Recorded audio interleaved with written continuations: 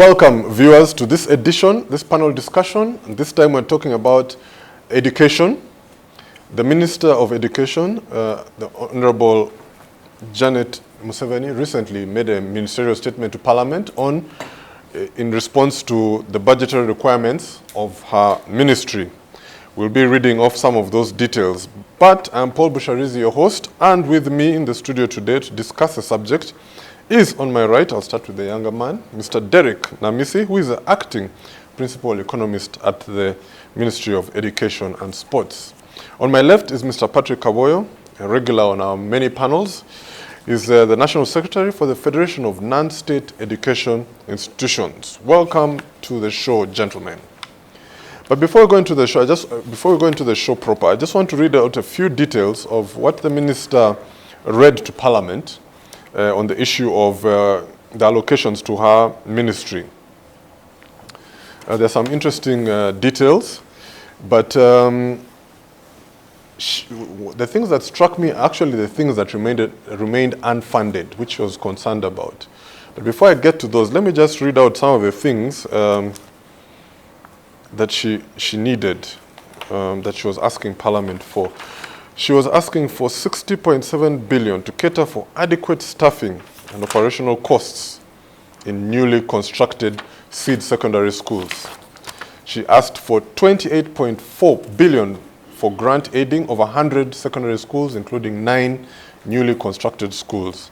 Another 2.4 billion for filling critical gaps for schools with head teachers and deputy head teachers in acting capacity. So obviously to make them full headmasters or full deputy headmasters.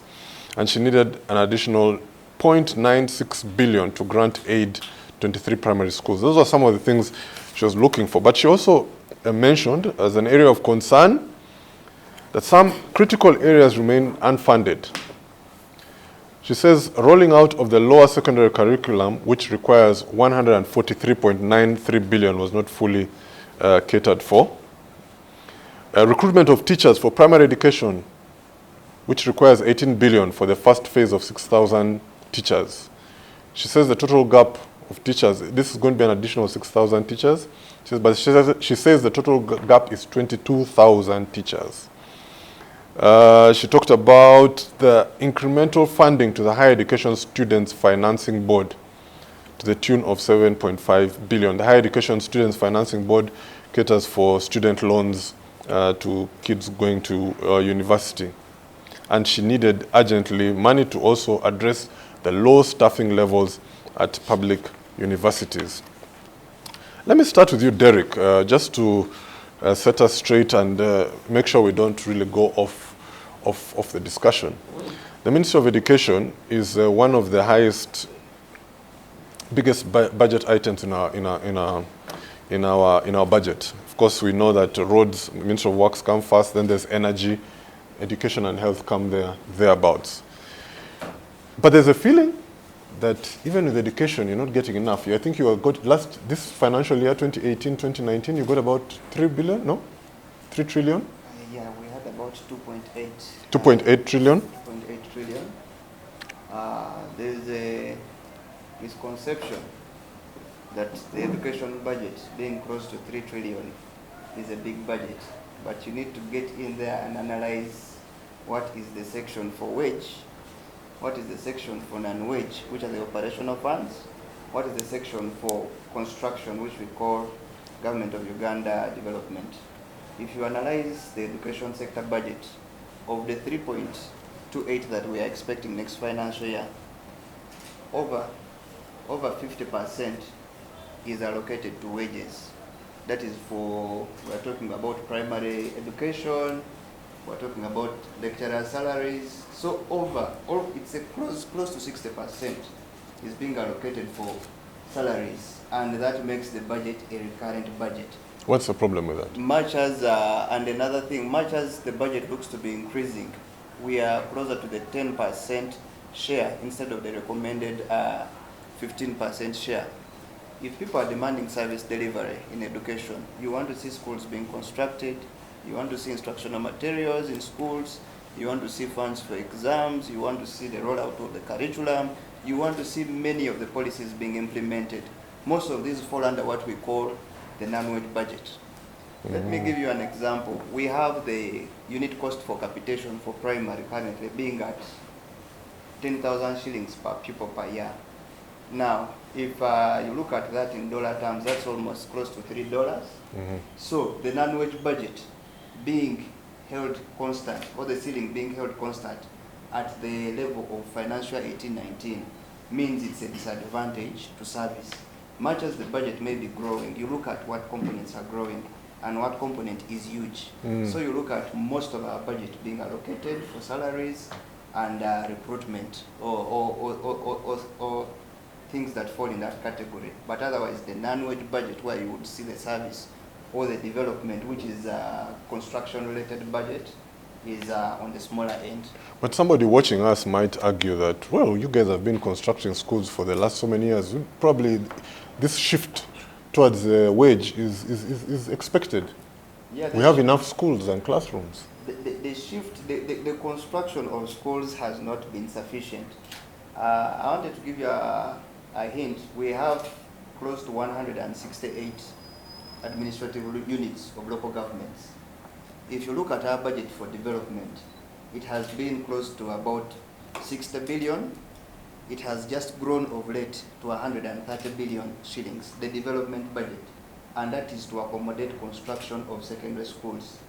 We have over 500 sub-counties without secondary schools. Really? Now we are having a plan where we are looking at constructing secondary schools in sub-counties without. Every sub-county? Yes, that in itself is expensive.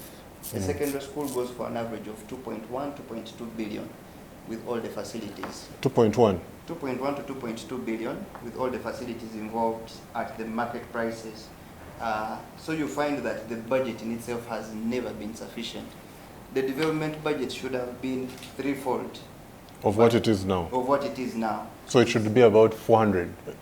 You said 130, it has gone up to 130. It has gone up to 130 billion, and this is for a reform we are implementing called the intergovernmental fiscal transfer, where we are going to see about 117 schools being constructed over a period of 2 years, and another 115 schools being constructed over the other period of 2 years. So you're looking at about 232 schools over a period of 4 years. But that is for secondary. If you look at primary, we still have over 500 parishes without primary schools, and all those need construction. And a primary school currently goes for almost 732 million shillings per primary school. So looking at the development budget currently, it is not sufficient as should be. Although we always a mile starts with a step. Yes, true. And what we usually do, we allocate what we call the school facilities grant, which we allocate to the local governments to use for their construction-related demands. But although this remains sufficient, you'll find local governments averaging between 200 to 300 million, some falling as below as 70 million. 70 million can do very little. What is that? That 70 million? What is the allocation for education? The allocation for a local government. Yes. You will find a local government with 70 to 80 million for construction purposes.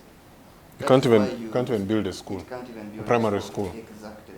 So we still need a lot of increment for the development budget alone. I will step aside from you, Derek. I still have questions for you.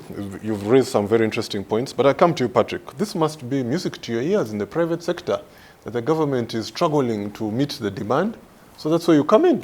It is indeed, because when we discuss education budget, we should look at financing in the bigger picture. And to me, education financing should be looked at in the threefold: the institutional, legal, and policy framework. And we ask ourselves whether we are investing rightly or wrongly, because education is a right. So what do you think? Are we investing properly? Is that if government commits, it should fulfill. Because in 2014, in the agreement of Muscat, they committed that for every country, those in sub-Saharan and the world over, that they are going to make good of their budgetary contribution to GDP from at least 4% to 6%. And they also committed that they will allocate their national budgets per sector, this is education, to at least 15 to 20%. So in terms of the East African region, it is Uganda which is oscillating between 2 points to 2.9 of GDP. It has not yet crossed to 4. 3. While other sister countries, Kenya, Tanzania, and Rwanda, are oscillating in 4 and are going into 5. And when we come to the normal allocation of the budget, for them they're in 17. For us, we are still in 11, 12. You will hear of many trillions or 3 trillion. Yeah. But in essence, the per GDP allocation, it fluctuates. So in short, there is no money we are talking about. Which should make you people in the private sector happy? Yes. You feel the gap? Filling the gap, we need to have the public-private partnership made real. Because it does not add value for you to keep constructing, let's say in the technical institution, where there are no students, but you have constructed, you have spent money, that money would have been put somewhere else. Then in terms of policies, for instance, Cabinet approved the National Teacher Policy. The National Teacher Policy is the magic bullet that is going to turn around the education system. What does this National Teacher Policy say? It looks at professionalization of the teacher, checking at those who enter the system, certifying them, attracting those that can be in the profession and remain in, and hence deliver quality education. Because all this we are doing is anchored on the Education 2030 agenda, which is all about quality assurance and quality education. So for you to have quality education, you need good teachers. Of course. And the policy then should be given a fund in the budgetary allocation. So is the curriculum. Those should be priorities. But it also beats my understanding. When you find the priorities are called critical issues but not funded, then how critical are they if they do Like not? what is that? Which is critical and not funded? Critical that is not funded, for instance, is the students' loan scheme.